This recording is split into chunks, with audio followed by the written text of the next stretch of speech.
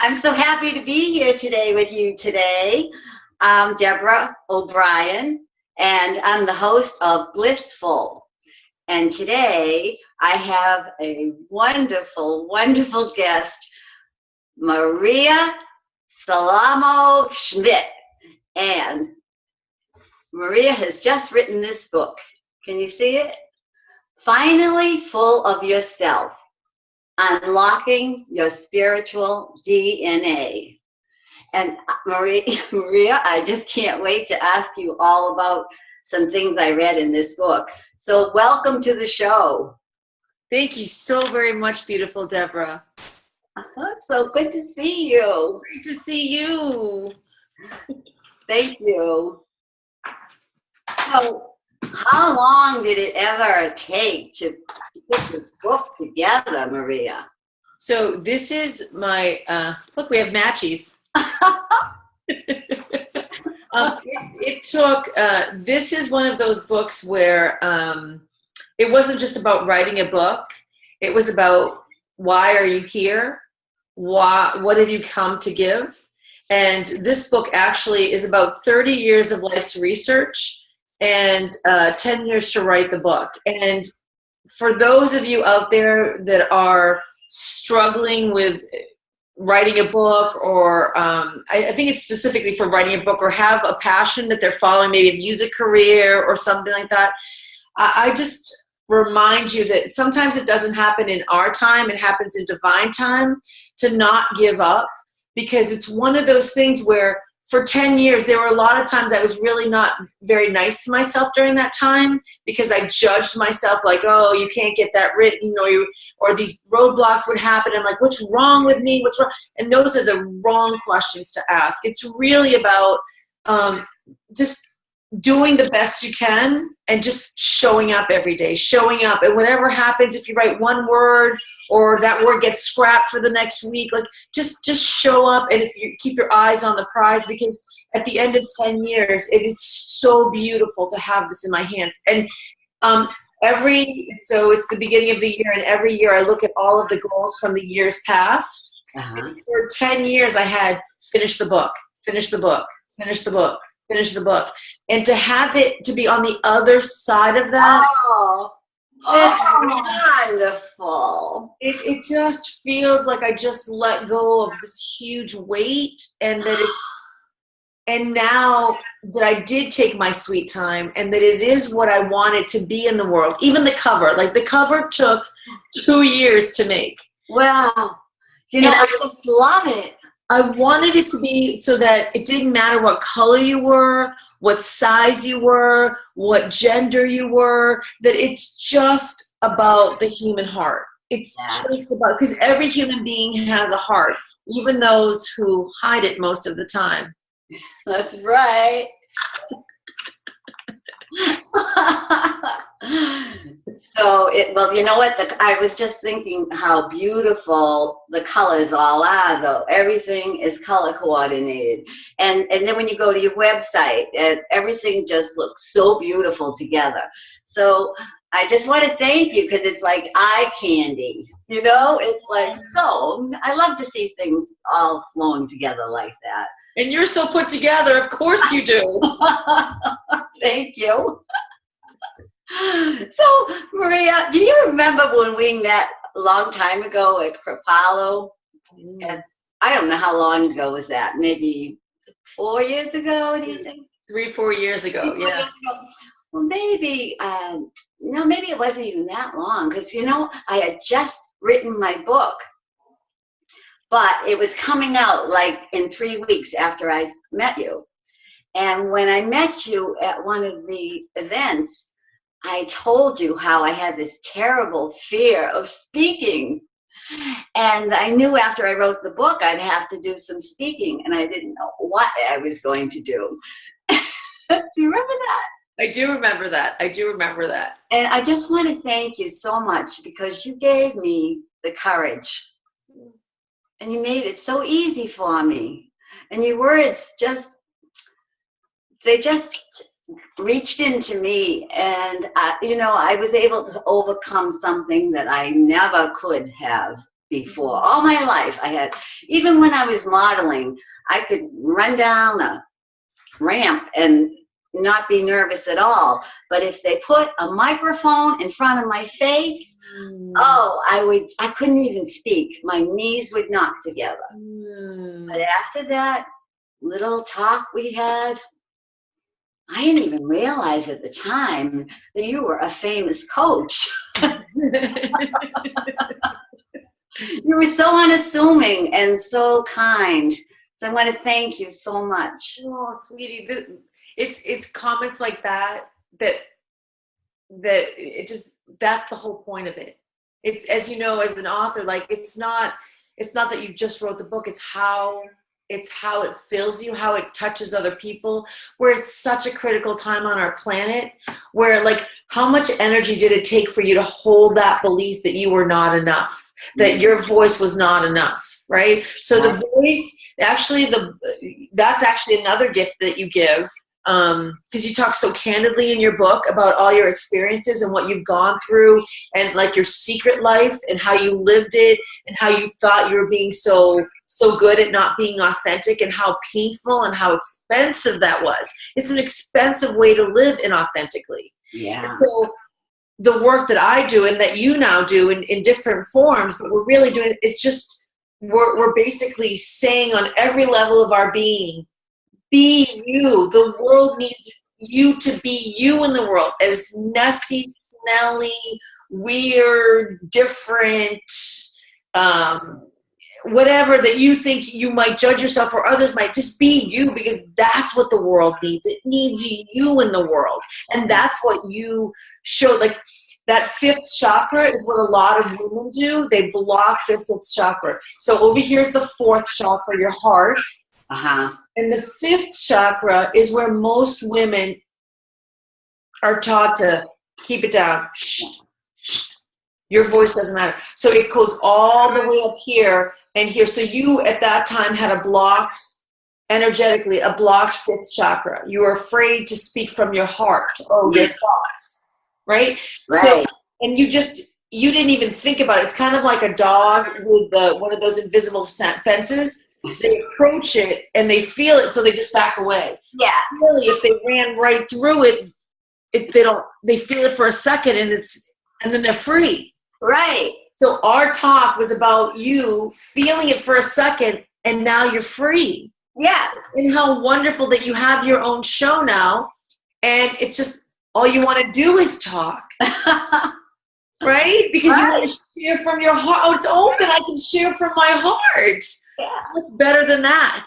I know. But I have to say, you made this possible for me. Okay, so I'm gonna lovingly correct you in a way, because it's so important that we take ownership for our stuff, not that anyone does. Because if someone can do that to you, they can do bad or icky things to you too. What we were is like two people who met at the perfect time, and you were so open to come out of your shell that you presented an issue where you were stuck, and I was able to say, I think look here, or look at this, or like I was helping you to get your focus on a certain thing. Right. You were doing the work. You were doing the work. Do you know what I mean? Yes. Like it was time for you to open up. It was time. And by just having, like, I'm more of a guide. See, there's a difference between a guide and someone who makes it happen for you. Yeah. Right? So you did it. You did the work. Do you know what I mean? Like you were ready. And it was effortless once you got past that. Right. And, for us to meet at that event, and that was just a beautiful, beautiful time. And I found out so much about you then. But when I ever found out about your book, I couldn't wait to read. And every page is like, it's like talking with you. It's so you. I could feel you like right in front of me when I was reading it. Oh. It's so authentic. And the courage it must have taken to talk about guilt and those awful feelings. Oh, I just think, wow. And it's so good that you could. And all the heartache and sorrow, it's so good to let that out, but you're helping so many people that are going through the same thing as you. And so, it's like God put you through all that so you can help other people get through it too. Right. It's that we can't control everything that happens to us. We can't control most anything that happens to us. The main thing that we can control is our focus, what we focus on. And when you and I did meet at a very, very magical event, like it was just, there were a lot of people that I met there that were just so full of love and light. You're one of the people that you were, it's like a pixie of love almost. Like you just like with your open heart, with the way that you see the world, the way that you do these things, and to see your transition into what we're now doing is a gift to the world, because we can only take, a lot of people get stuck in their ickies. Yeah. I call ickies. I don't think that things are good or bad. They get stuck in their ickies. And we're both examples of people doing the best they can with what they have, which is everyone on the planet is. But now our focus is less about the pain and what we think other people are going to think about us, and more about helping. Because the people who are stuck, they're so afraid of what other people are going to think, or doing the wrong things. Yeah. They kind of don't know, they don't have a direction, so they just continue what they're doing. Right. And if you have a focus and you keep that focus going, it really shifts everything. And the book is written like that. It's written, I actually wrote the book, this is the 4th writing of the book. I burned the book twice, and one time, computer.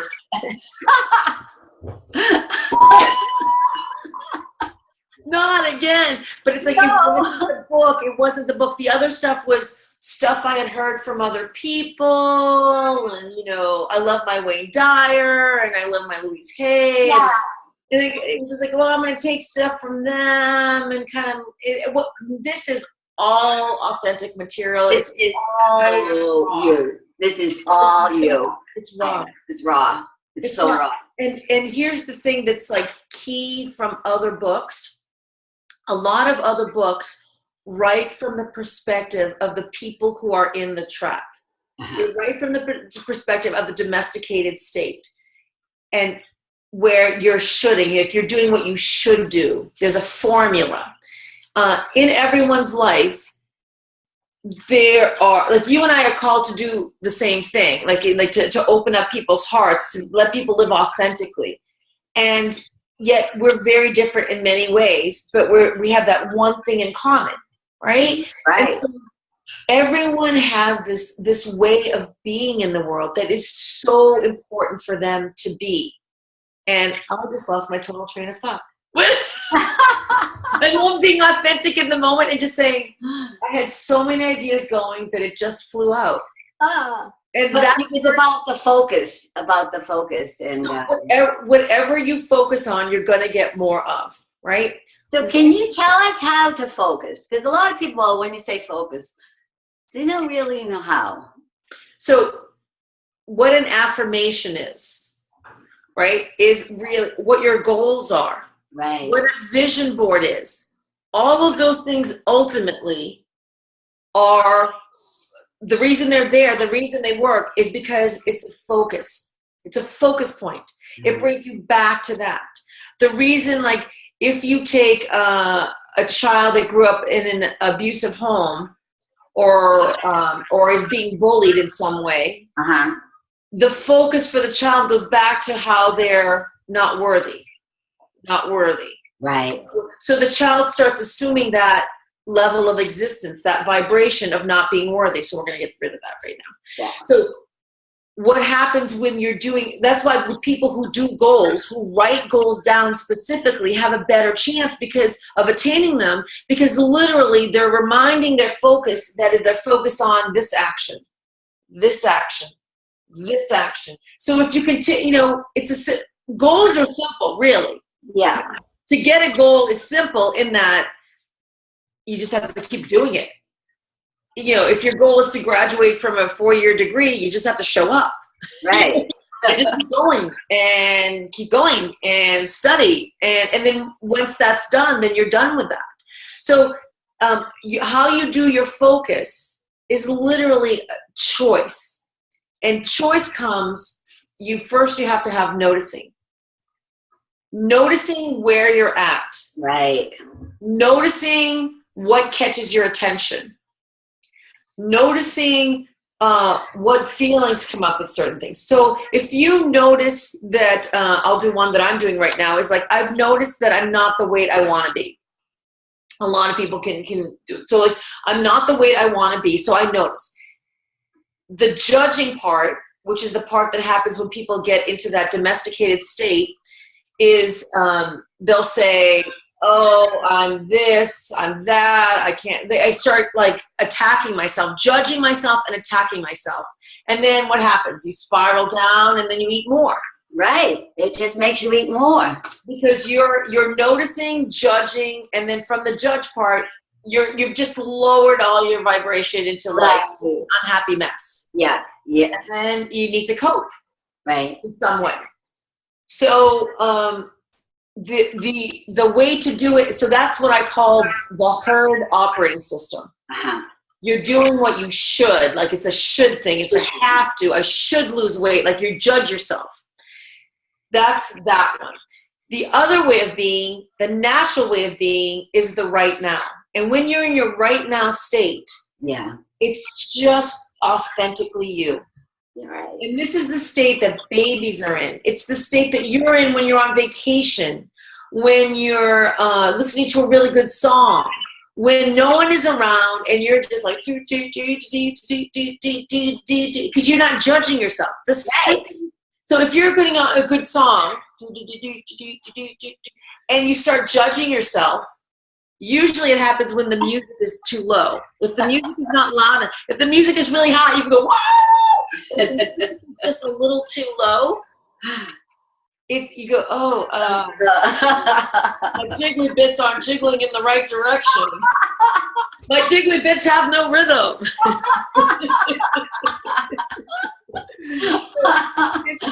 It's really important. So if you go back to that example of wanting to lose weight, so if I notice that my clothes don't fit, or that I'm not, you know, it's not feeling, my body's not feeling right to me, then I could say, okay, so what is, there's a bunch of different ways, but basically, what do I want to do about it? Do I want to maintain that?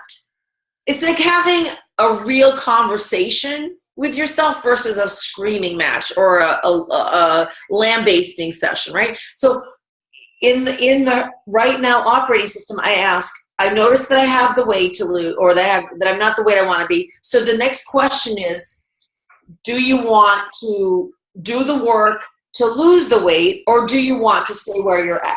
Right. And both sides have gains and losses, have positive and negative, right? So if you're going to maintain the same weight, the positive is I can eat what I want when I want. I don't have to notice it. I don't have to anything. I'm just going to do whatever I want whenever I want. The negative side to that is then I'm going to continue gaining weight, or maintain the weight and not feel like myself. Right. But you get to choose. You don't say, because there have been times I'm like, I don't care about the weight right now. I do not want to focus on it. I don't want to go look for a program or go work out or whatever it is. Yeah. I'm okay with it right now. And when you do that, you actually start losing more weight. Yeah. Because you're not resisting it. Fighting and fighting. Fighting it. Pressing and yeah. You know, in the book I talk about Carolyn Mace, and she has she says every morning, I actually worked with her directly. You did. Cisco. And she said every morning you get 100 energy dollars. And at that time, I used to always say, like, my dad tried to kill me twice growing up. And I used to always say, like, I survived, domestic abuse. And that was like almost my middle name. Like, I was like, oh. And in the book, I write about it in a very end product kind of way, in that I no longer live in that area. I no longer live from that movie, that horror movie that plays over and over again. It's that where we are right now, he did the best he could with what he had, right? And every morning I was taking my 100 energy dollars and immediately going, oh, I used to call him liquid evil. So it's like, I am, and because he felt like, at that time of my development, that's what it felt like. It felt like he took something from me. He hurt me. He was mean. He was bad. But he really was just a little boy in a man's body who had a horrific childhood, and he did not know any better. Right. And he could have chosen differently, but I'm not really sure that he had the wherewithal. He didn't have the possibility. It's kind of like he reacted to things. He didn't have the coping skills to not react. That's so true. They didn't have that back in those days. Things were different. And it's not good or bad. It felt icky, but it was icky. It was icky. And so the icky thing is something that at that time I was like, he's bad. Yeah. He's bad. He hurt me. I'm the victim. He's the perpetrator. Is basically what the story looked like in my head. And I would use it to spend my money every day. Like I'd like, oh, here's $50. Oh, $50. It's Tuesday, $50. Wednesday, $50. So like I wouldn't have enough energy to do other things because literally I was like, well, poor me, basically. Yeah. And I would get reactions from other people, and they would give me their energetic dollars. Like I'd get sympathy points. Yeah. Now, all of this was happening without me, like, I'm breaking it down now, but at the time, I just thought that was living. I thought that was life. Exactly. It wasn't like, oh, I get this, I was like, no, really, my dad hurt me. Like, and it hurt me, and they're like, oh my God, I'm so sorry you had to go through that. But that's how, now I don't see that at all. Like now I don't, because I don't need their energy, and I don't need that story. I tell the story like in moments like this, but I don't need that. I don't work my energy that way, because when I got on the Oprah Winfrey Show, one of the reasons I got on is the reason that I invite your viewers to meditate, because meditating is one of the ways that you can absolutely get to the cleanest, most coolest life you can possibly have, in terms of like the brightest light you can be in the world. Right. By clean, I mean like without all these like energy dollars that you're paying, all these energy mortgages you're paying down to all these people for all these things they did to you. Yeah. Right? If you could just clear the slate and say, look, everyone did the best they could with what they had. So how I got on the Oprah Show, I literally for 20 years I wanted to get on. For 20 years. Oh dear, I think we're... And it started off as an ego thing, like, oh, I'm going to the Oprah Show. Oh, Maria, I'm sorry. I think we're running out of time. Oh, okay, so deeper. Oh, this is terrible. We're going to have to do this again, because can we just finish that story real quick? Yes. So basically, how that happened is I literally thought of everything that was an energy mortgage. Anything that came up, I would just release it, and just release it. Just say they did the best they could. I send you in love. I no longer hold that for you. And I got my energy higher and higher and higher until I literally linked in with Oprah Winfrey and was on her last 2 shows. Fabulous. I could talk with you forever. Thank you so much for being here. Oh, I wish so much I could have a little more time with you, but we will. I love you. I love you. I love you. Thank you so much. And thank you to Rachel, who's behind the scenes doing such a good job. And thank you for everyone listening out there tonight. Thank you so much. And please get a copy of that book and get finally full of yourself.